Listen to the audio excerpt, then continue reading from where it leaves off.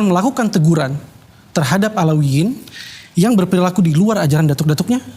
Tentunya Rabithah Alawiyah, begitu juga ini juga berlaku pada setiap muslim pada umumnya, itu apabila menyaksikan ada saudaranya, baik saudara itu bermakna keluarga ataupun saudara seiman yang dia bersikap yang kurang baik, bahkan mungkin perbuatannya masuk dalam kategori kemungkaran ataupun salah akidah dan lain sebagainya, maka bagi yang layak wajib untuk memperingatkan. Juga kalau misalkan ada salah satu daripada keluarga Alawiyin yang berbuat yang kurang baik, yang pertama kita harus tahu bahwasanya setiap institusi atau setiap kelompok itu pasti ada oknum. Yang mana apabila ada kesalahan daripada satu oknum, itu tidak bisa digeneralisir, itu ada kesalahan daripada satu kelompok. Yang kedua, pasti ditegur.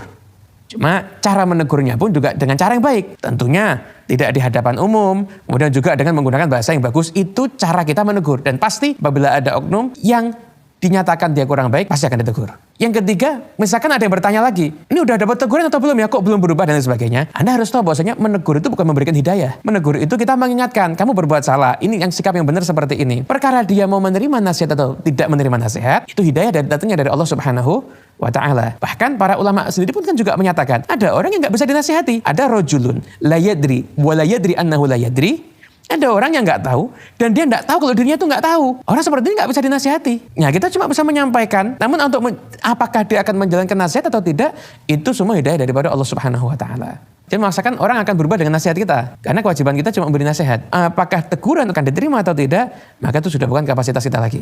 Habib, ada seorang oknum Alawiyin yang membanggakan nasab dan mengatakan bahwa belajar dari satu orang sayyid lebih baik dari sekian ulama non-sayyid. Apakah hal ini sesuai dengan ajaran yang diusung oleh Rabithah Alawiyah? Itu justru satu ungkapan yang asing buat kita.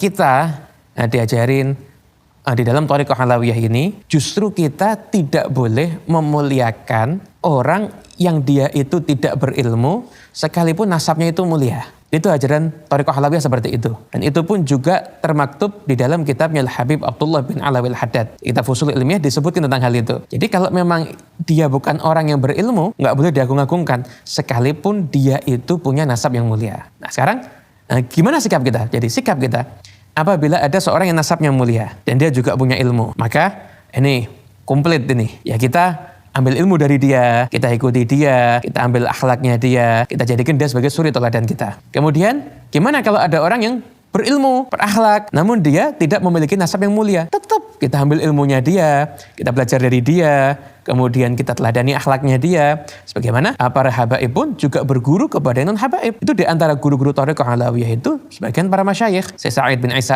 Al-Amudi, itu juga ada dari keluarga Al-Khatib dan banyak keluarga yang lainnya yang nggak bisa kami sebutkan satu persatu. Dan yang ada di Nusantara juga para Alawiyin berguru kepada para ulama Nusantara. Nah, ada yang mengambil ijazah, kemudian ada yang datang dan belajar dan lain sebagainya seperti itu. Kemudian yang ketiga, gimana kalau ada orang yang nasabnya mulia, sedangkan kelakuannya tidak baik? Gimana? Maka kita menghormati dia sekedar dalam dirinya ada keterikatan dengan zat yang mulia. Kita hormati sisi itunya. Namun untuk sikapnya nggak boleh diikuti, kemudian nggak boleh diagungkan. Kita ya sekedar hormat aja karena nasabnya mulia. Justru orang yang memang bisa untuk menasihati, itu dianjurkan menasihati dia. Nah, untuk mengingatkan kepada dia, jangan hanya bergantung kepada nasab. Bahwasanya nasab aja nggak cukup apabila tidak diiringi dengan ketakwaan kepada Allah Subhanahu wa ta'ala. Intinya nasab mulia itu suatu kebanggaan, namun tidak boleh dijadikan alat untuk saling berbangga. Dan kita harus bisa memisahkan mana orang yang dia bicara atas nama pribadi atau dia bicara mewakili kelompok Alawiyin. Nah, orang yang bicara mewakili kelompok Alawiyin itu ataupun mewakili kelompok Rabithah Alawiyah, tentunya jelas dia bicara tentunya dengan perkataan yang resmi dan disiarkan di jaringan media sosial resmi daripada Rabithah Alawiyah, baru dia bicara mengatasnamakan Rabithah Alawiyah. Namun setiap orang bicara tentang Alawiyin tidak bisa dikatakan dia mewakili Rabithah Alawiyah apabila dia hanya berbicara di ranah pribadi milik dia sendiri, kemudian sekalipun itu untuk disebarluaskan.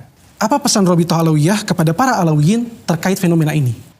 Saudaraku semuanya, utamanya para Alawiyin dimanapun antum berada, fenomena yang terjadi akhir-akhir ini harus kita ambil sisi positifnya. Yang mana kita sekarang harus menjadi pribadi yang lebih baik lagi. Dulu kakek-kakek kita itu dicintai masyarakat karena kontribusi sosialnya nyata di masyarakat. Masyarakat menyaksikan akhlaknya yang mulia, ilmunya yang luas, kemudian bagaimana ketika duduk bersama datuk-datuk kita, mereka bisa mendapatkan solusi atas semua permasalahan hidup mereka. Kita sudah jauh berbeda dengan mereka saat ini.